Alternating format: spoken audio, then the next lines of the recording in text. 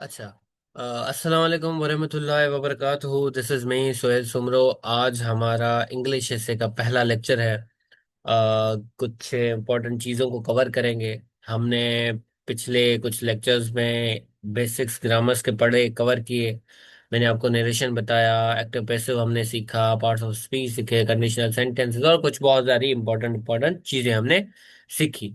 तो आज का जो लेक्चर है वो इंग्लिश ऐसे पर लेक्चर है। हमारे बाकी कुछ लेक्चर जो है इंग्लिश ऐसे पर होंगे। मैं आपको असाइनमेंट्स दूंगा, आपको काम करवाऊंगा राइटिंग पे।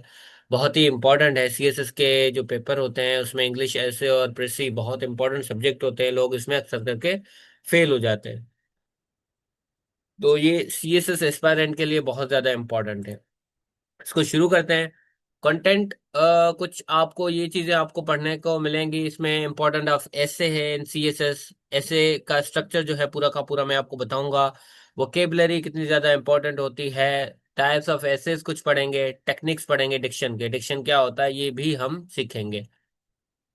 अच्छा, सीएसएस एसे की इंपॉर्टेंस क्या है मैं आपको बताता हूँ। देखिए, सीएसएस पाकिस्तान का सबसे बड़ा एग्जाम है। इंडिया में जैसे यूपीएससी होता है वैसे ही पाकिस्तान में सीएसएस है। सिर्फ 2% लोग जो है इस एग्जाम को पास कर सकते हैं, यानी पास करते हैं। कितने परसेंट? 2%। देखें अब कितना कम रेशियो है, यानी हर 100 लोगों में से सिर्फ 2 लोग ऐसे होते हैं जो इस एग्जाम को पास करते हैं, और ये 2% भी बहुत ज्यादा है। अदरवाइज क्या होता है कि 1.75 1.50 यहाँ तक ही एवरेज बनता है। लेकिन पिछले साल क्या हुआ है कि 2% लोगों ने इस एग्जाम को पास किया है। ठीक है। अब वो कौन सी वजूहात हैं जिनकी वजह से जो है लोग इस एग्जाम को पास नहीं कर पाते?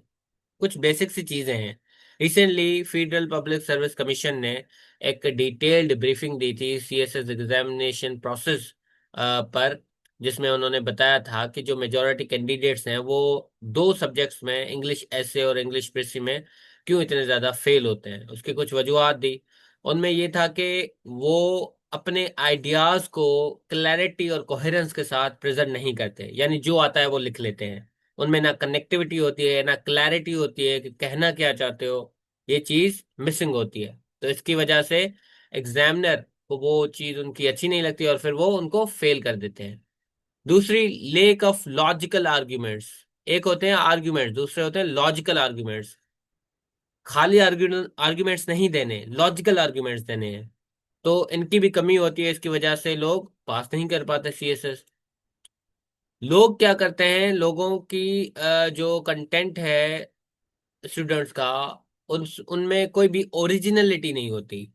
यानी वो जो लिखते हैं वो कॉपी पेस्ट मटेरियल लिखते हैं, वो गाइड्स का सहारा लेते हैं। इनमें इसमें क्या होता है, सीएसएस के एग्जाम्स में क्रिटिकल एनालिसिस की बुनियाद पर आपने क्वेश्चंस को समझ के उसके आंसर्स देने होते हैं, चीजों को एनालाइज करके उसके आंसर्स देने होते हैं।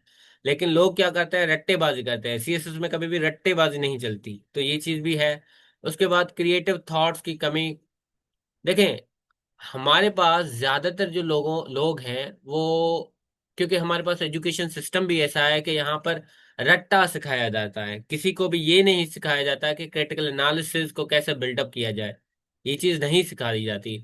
तो लोग क्या करते हैं, ये रट्टाफिकेशन आगे तक लेके जाते हैं, और फिर क्या होता है, बड़े बड़े एग्जाम्स में 17 ग्रेड के या सीएसएस जैसे एग्जाम्स जो हैं, इनमें क्या करते हैं, जहाँ पर क्रिटिकल एनालिसिस की बहुत ज्यादा जरूरत होती है वहां पर लोग फेल कर जाते हैं। तो ये कुछ वजूहात थी, रीजंस थे जिसकी वजह से लोग हैं बहुत ज्यादा फेल होते हैं इस एग्जाम में। अब इन चीजों को काउंटर कैसे किया जाए मैं आपको बताऊंगा। लेकिन उससे पहले हम इंग्लिश एसे को थोड़ा देख लेते हैं, किस तरीके का इसका स्ट्रक्चर होता है। अब सीएसएस में टोटल वैसे आपको पता होंगे होगा कि 12 सब्जेक्ट्स होते हैं, जिसमें हर एक ग्रुप होता है सब्जेक्ट्स का जिसमें आपको एक चूज करना पड़ता है। कुछ 200 मार्क्स के सब्जेक्ट होते हैं, तो वो एग्रीगेट पूरा बना के ना टोटल 12 सब्जेक्ट्स आपके बनते हैं। और 1200 मार्क्स होती हैं इसकी, जिसमें इंग्लिश और प्रेस्टी जो है वो दो बहुत इंपॉर्टेंट सब्जेक्ट होते हैं, और अक्सर करके जो कैंडिडेट है वो इसमें गिरते हैं। उसकी वजह ये होती है कि उनकी एक तो प्रैक्टिस भी कम होती है, और दूसरा उनको एक तरीके से जो पैटर्न होता है वो फॉलो नहीं करते। ऐसे का जो लिखने का पैटर्न होता है वो फॉलो नहीं करते। अब इंग्लिश ऐसे क्या होता है, मैं आपको एक चीज बता दूं, एक जनरल जो चीज है वो है कि ऐसे जो है ना, ऐसे हम कहते हैं कॉम्बिनेशन ऑफ पैराग्राफ्स को।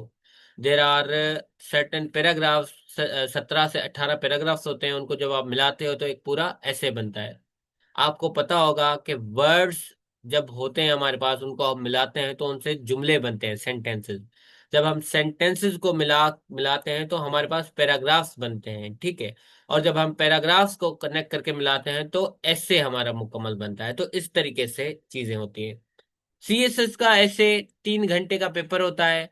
2500 वर्ड्स का हमें ऐसे लिखना होता है। इसके इसमें कहा जाता है, कुछ होते हैं कि सर 2500 एग्जैक्ट 2500 हमें कैसे पता चले। मैं आपको बताता हूँ कि 2500 एग्जैक्ट जरूरी नहीं है कि 2500 ही हो। लिमिट ये दी हुई होती है, आपका 1800 और 2200 का ऐसे भी एक्सेप्टेबल है।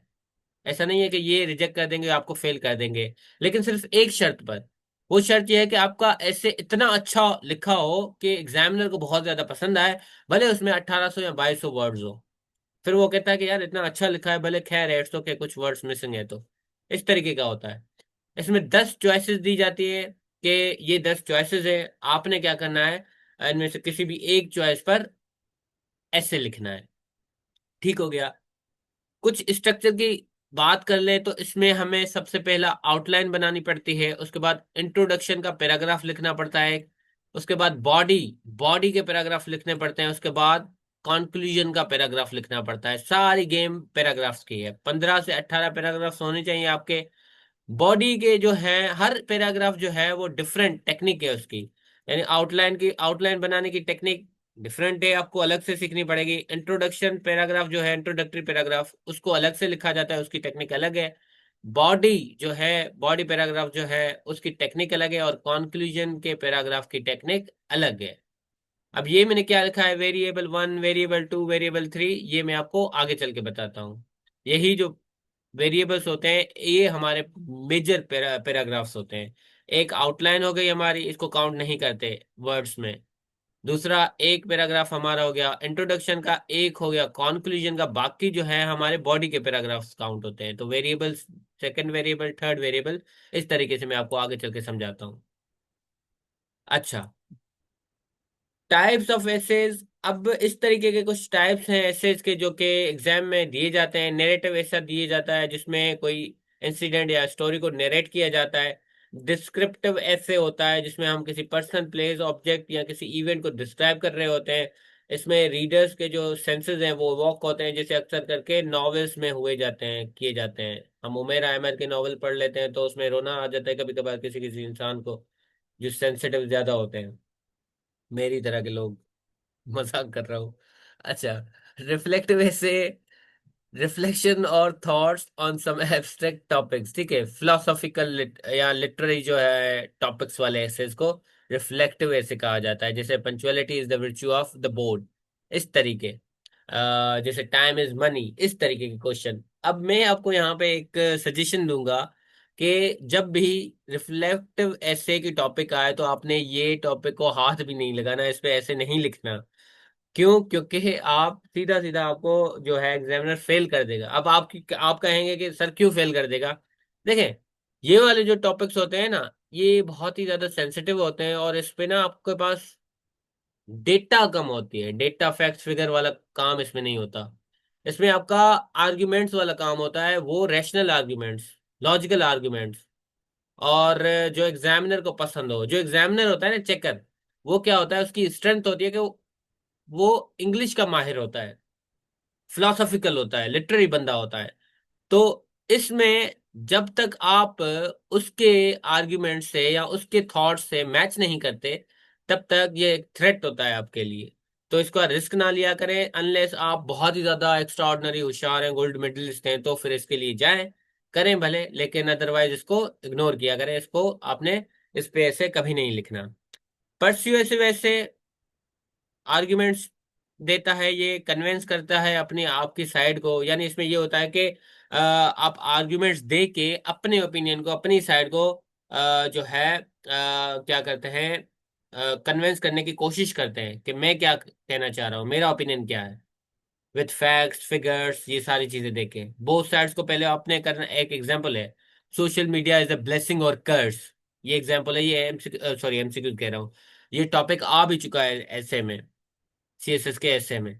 तो इसमें आपने क्या करना है, सबसे पहले सोशल मीडिया के बेनिफिट्स बताने हैं, उसके बाद उसकी डीमेरिट्स बतानी होंगी, डिस्कस करनी होंगी, ठीक है, एक्सप्लेन करनी होंगी कि इसकी ब्लेसिंग्स ये हैं, इसका जो डीमेरिट्स हैं वो ये हैं, इसका नुकसानात ये हैं। फिर आपने ये बताना है कि आप कौन सी साइड को, आपकी क्या साइड है, आप किस चीज को चूज कर रहे हैं, सोशल मीडिया आपके लिए ब्लेसिंग है या कर्स है। तो ये चीज भी आपने बतानी होती है, आर्ग्यूमेंट्स देके पहले दोनों साइड को एक्सप्लेन करना, फिर अपना ओपिनियन देना कि वैसे तो मतलब सोशल मीडिया के कुछ डीमेरिट्स हैं, लेकिन क्या है कि इसकी ब्लेसिंग्स बहुत हैं, यानी इसकी मेरिट्स बहुत हैं, इसके फायदे बहुत ज्यादा है। ठीक हो गया। तो इस तरीके के जो कुछ एसेज की टॉपिक्स हैं, गो फॉर देम, वो आप उस पर लिखें ऐसे।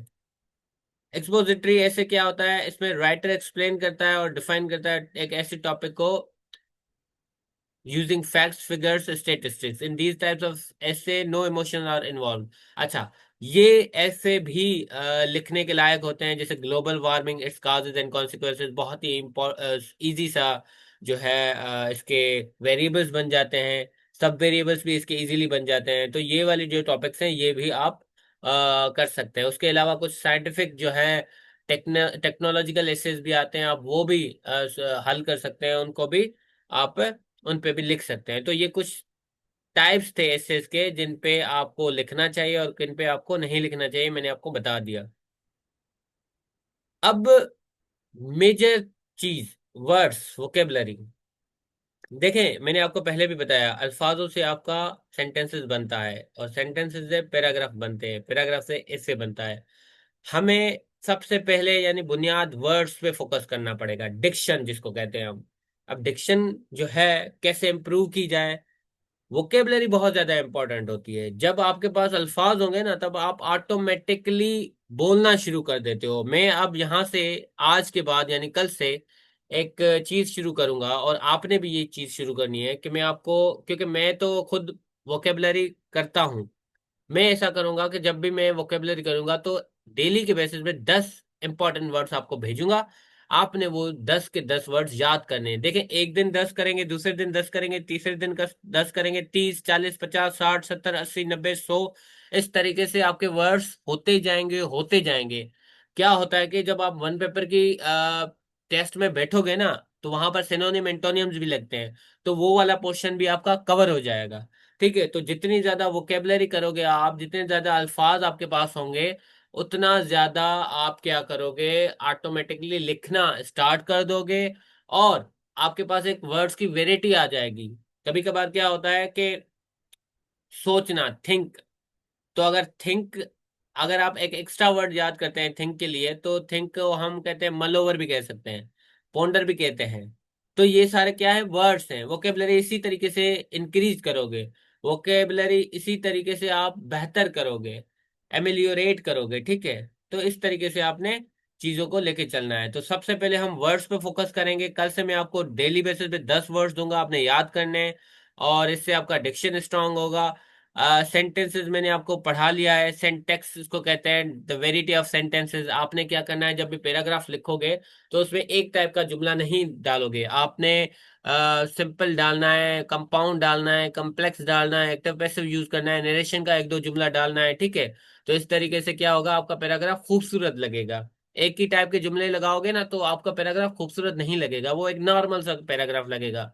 खूबसूरत पैराग्राफ लिखने के लिए उसमें different types of words, vocabulary use करें, अच्छे अच्छे डिक्शन यूज करें, सेंटेंसेस यूज करें, इडियम्स यूज करें, आगे चल के मैं आपको बताता हूँ। ठीक है, तो वंस आपने वर्ड्स एक्वायर कर लिए, उसके बाद सेंटेंसेस का स्ट्रक्चर सीख लिया, बना लिए, फिर आप पैराग्राफ लिखना शुरू करोगे, और देन इवेंचुअली आप ऐसे लिखना शुरू कर दोगे। ये कुछ बेसिक सी चीजें थी। उसके बाद वर्ड्स यानी डिक्शन क्या होता है, बहुत for powerful words we use diction. अब इसमें क्या है, डिक्शन किसको कहते हैं, diction basically option in word choices होता है, यानी अल्फाजों में आपको चॉइसेस हो। जैसे मैंने आपको बताया, लेजी है एक, जो एक लफ्ज है लेजी, सुस्त, इसकी जगह पर आप लिथार्जिक लगाएंगे तो एग्जामिनर को कितना अच्छा हो जाएगा, या स्लगिश लगाएंगे तो कितना अच्छा हो जाएगा। यानी आपके पास वेरिएटी होनी चाहिए। अब अगर आप इसके ऊपर पैराग्राफ लिख रहे हैं तो एक जगह आपने लेजी यूज किया, दूसरे जुमले में लेजी का ही जिक्र आ रहा है तो लेथार्जिक यूज कर ले, और तीसरे जुमले में फिर से लेजी का ही जिक्र आ रहा है तो स्लगिश यूज कर ले। तो इस तरीके से क्या होगा, आपका जो पैराग्राफ है नॉर्मल नहीं लगेगा, अट्रैक्टिव लगेगा, ब्यूटीफुल लगेगा। तो ये चीजें आपको कैरी करनी होंगी। वैसे ही थिंक है, थिंक की जगह आप पॉन्डर यूज कर सकते हैं, मलोवर यूज कर सकते हैं, रुमिनेट यूज कर सकते हैं। तो ये चीजें होती हैं। डिक्शन स्ट्रांग करना होगा आपको, यानी आपको वोकेबलरी आपके पास ज्यादा से ज्यादा होनी चाहिए। ये चीज आपने याद रखनी है।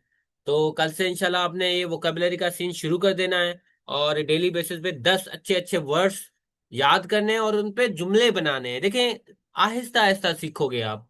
ऐसे एकदम में एक महीने में आप कभी कोई चीज नहीं सीखते। आहिस्ता आहिस्ता प्रैक्टिस करोगे, वो काम करोगे तो ही सीखोगे। ये तो जो यूनिवर्सिटीज में अभी पढ़ रहे हैं वो तो अभी से शुरू कर दें, उनको तो मैं कहता हूँ बहुत ज्यादा फायदा देगी ये चीज। ठीक है। Replacement of common words with uncommon words, इसमें ये भी हमें काम मिल जाता है। यानी अगर कोई कॉमन वर्ड है तो उसमें उसके बजाय हम एक अनकॉमन वर्ड यूज कर सकते हैं, स्पेशल वर्ड यूज कर सकते हैं। ये बेटर एक्सप्रेशन के लिए होती है, हम राइटिंग में अडॉप्ट करते हैं। ठीक है, जैसे यहाँ पर है, लारकाना पुलिस अरेस्टेड 5 रॉबर्स। ये कितना सा सिंपल है, सबको पता होगा। लेकिन अगर आप यही जुमला इस तरीके से लिखो, लारकाना पुलिस अप्रीहेंड 5 मगर्स, तो कितना ज्यादा स्पेशल फील करवाता है। यानी अगला बंदा कहेगा कि यार हाँ इसने अच्छा लिखा है। दोनों की मीनिंग सेम है, लेकिन क्या है, variety of words, special words हमने यहाँ पे लगा के इस जुमले को खूबसूरत बना दिया। इस तरीके से आपने चॉइसेस से क्या करना है, अपने पैराग्राफ को बेहतर बनाना है। डिक्शन की कुछ टेक्निक्स है, किस तरीके से डिक्शन को अच्छा बनाया जाए। सर हम किस तरीके से वोकेबलरी एक्वायर करें, मैं आपको बताता हूँ। 4 तरीके हैं। सिनोनियम्स आप याद करें, फ्रेजल वर्ब्स का यूज करें, इडियम्स का यूज करें अपने पैराग्राफ में, या वन वर्ड सब्स्टिट्यूट का यूज करें। इसको वन वन करके पढ़ते हैं, one by one. सिनोनियम similar meaning words होते हैं, सब इससे अवेयर है। इंक्रीज का जैसे है ऑगमेंट, सरप्राइज का है फ्लैबरगेस्टेड, इम्प्रूव, एमिलियोरेट। ठीक है। और रिच का है, रिच का यहाँ पर ये एमिलियोरेट नहीं है, ये गलत है। ठीक है। तो इस तरीके से जो है आपने क्या करना है, ये वर्ड सिनोनियम्स इस तरीके से याद करने हैं। अब ये कहाँ से आपको मिले, थिसॉरस डिक्शनरी ऐप अवेलेबल है आपके पास। वहां पर एक वर्ड लिखोगे तो उसको 10-15 सिनोनियम भी आ जाएंगे, आपको एंटोनियम भी मिल जाएंगे। तो थिसॉरस जो है वो डिक्शनरी आप अपने फोन में डाउनलोड कर लें, और वहां से जो है कभी भी पैराग्राफ लिखें तो वहां पर अगर आपको एक जुमला मिला हुआ है, आप अगर चाहें, देखें आपने पैराग्राफ लिख लिया। अब आप क्या कह रही हैं, कि आप कह रहे हैं कि मैंने इसको क्या करना है, क्योंकि ये मुझे इतना ज्यादा अच्छा नहीं लग रहा है पैराग्राफ, तो आपने सबसे पहले करना है कि एक एक जुमले को पकड़ना है, उसका स्ट्रक्चर चेंज कर दें। अगर आपको लगता है कि यार ये प्रेजेंट सिंपल में है, या सिंपल सेंटेंस है, तो मैं इसको कंपाउंड में अगर करूंगा तो अच्छा लगेगा, तो आप उसको कंपाउंड में चेंज कर लें। अगर आपको लगता है कि ये एक्टिव पैसिव में अच्छा लगेगा तो आप एक्टिव पैसिव में कर लें उसको कन्वर्ट। ठीक हो गया। दूसरी चीज, उसमें कुछ वर्ड्स हैं, आपको लग रहा है कि बहुत कॉमन वर्ड्स हैं, हर बंदा पढ़ लेता है ये, मैं थोड़े से ना इसको स्पेशल वर्ड्स लगा देता हूँ सिनोनिम चेक करके, जो ज्यादा मुश्किल भी ना हो कि अगला बंदा समझ ही ना पाए, और ज्यादा कॉमन भी ना हो। तो इस तरीके के जो वर्ड्स हैं आप उसमें मिला लें। ठीक है। इडियम्स का यूज करें, उसके अलावा अपनी राइटिंग में इडियम्स के अलावा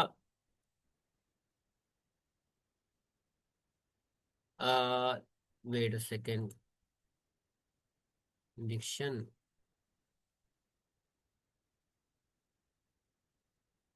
इडियम्स का यूज करें, फ्रेजल वर्ब्स का यूज करें, और वन वर्ड सब्स्टिट्यूट। अब फ्रेजल वर्ब्स देखें, फ्रेजल वर्ब बहुत ही ज्यादा इंपॉर्टेंट है। क्यों? क्योंकि जब आप प्रीसी लिखते हो ना, प्रीसी के पेपर में क्या होता है कि आपके पास एक पैराग्राफ होता है सर्टेन वर्ड्स का, आपको कहेगा कि इसको ना शॉर्ट करके दे, 500 वर्ड्स का है तो 300 वर्ड का बना के दे। अब उसमें क्या आपने देखना होता है उसको किस तरीके से उसमें यूज होते हुए हैं फ्रेजल वर्ब। ब्रिंग अप, अब देखिए ये 2 वर्ड्स हैं। अब इसको रिमूव करके आपने नर्चर यूज कर लिया, अब यहाँ पे 2 वर्ड थे, ये एक हो गया। ब्रिंग आउट होगा तो उसको आपने कैंसिल करके पब्लिश लिख देना है। तो देखें 2 वर्ड्स का खत्म होके एक वर्ड हो गया, यानी यहाँ पे ये 4 वर्ड्स के आपने 2 वर्ड्स बना लिया। इस तरीके से कम करते हैं शॉर्ट, ये टेक्निक्स है। एगॉन, उसकी जगह पे इनकरेज लिख लिया। तो ये आहिस्ता आहिस्ता इस तरीके से आपके वर्ड्स कम होते जाएंगे, और जब आप 250 या 300 वर्ड्स की वो प्रेसी लिख लोगे और अच्छी लिखोगे, जिसमें ना मीनिंग उसकी ब्रेक हो रही है और वर्क वोकेबलरी भी अच्छी लगा रहे हो, तो फिर आपकी वो एक्सेप्टेबल होती है और आप पास कर जाते हो। प्रेसी पे भी हम आएंगे इंशाल्लाह, अगर टाइम बचता है तो मैं आपको उसका उसकी भी थोड़ी गाइडलाइंस दे दूंगा। पहले ऐसे करते हैं। तो फ्रेजल वर्ब का भी आपने यूज कर सकते हैं। और one word substitute, definitional words, यानी एक ऐसा सिंगल वर्ड जो पूरे जुमले को रिप्लेस कर दे। किस तरीके से? जैसे डेमोक्रेसी, प्लूटोक्रेसी, एथियस्ट, बिब्लियोफाइल। अब मैं कहूं कि मुझे बहुत ज्यादा, अब मैं जुमला बना रहा हूं, I love to read books. अब देखें कितना लंबा है। इसको मैं शॉर्ट करके मैं कहूं कि I am a bibliophile. 3 words का। बिब्लियोफाइल का मतलब होता है जो ऐसा इंसान, ऐसा बंदा, man who loves reading, who loves books, book reading. तो इस तरीके के जुमले। ठीक है, तो ये डेफिनेशनल वर्ड्स होते हैं। जैसे यहाँ पे एक एग्जांपल है, Islam is the religion that believes in one God. कितना लंबा हो गया। इसको छोटा करके अब इसमें कितना वर्ड्स है? 1, 2, 3, 4, 5, 6, 7, 8, 9 वर्ड्स। इसको छोटा करके अगर लिखें, इस्लाम बिलीव्स इन मोनोथियज्म। मोनोथियज्म हम उसको कहते हैं जो कि एक खुदा पर बिलीव करे। तो 1, 2, 3, 4, 9 वर्ड से खत्म करके हमने 4 वर्ड्स में कर दिया। तो इस तरीके से भी आप चीजों को, जो है पैराग्राफ को ब्यूटीफुल कर सकते हैं, इसका यूजेज। अब वन वर्ड सब्स्टिट्यूट आप कहाँ से उठाएं? देखिए, जीके के बुक्स में आखिर में इन द एंड एक फाइल लगी हुई होती है अक्सर करके, जिसमें वन वर्ड सब्स्टिट्यूट होता है, जिसमें bibliophile, atheist, plutocracy, capitalism, democracy, ये सारी की सारी जो चीजें, सोशलिज्म, ये सारी चीजें वहां पर डेफिनेशन वर्ड्स दिए जाते हैं। तो एक एक करके भी याद करेंगे तो दैट इज इनफ। बाकी ये है कि वोकेबलरी आपने कल से स्टार्ट करनी है। आज का जो लेक्चर था वो यहीं तक था। ये बेसिक्स थी कुछ आपके ऐसे की। और इंशाल्लाह कल जो है हम पहला दूसरा लेक्चर में हम थोड़ी असाइनमेंट्स भी करेंगे। मैं आपको असाइनमेंट्स भी दूंगा। आपने बस क्या करना है, मेहनत करनी है, आपने लिखना है। ठीक है। इंशाल्लाह आप कल के लेक्चर में मुलाकात होती है। अल्लाह हाफिज।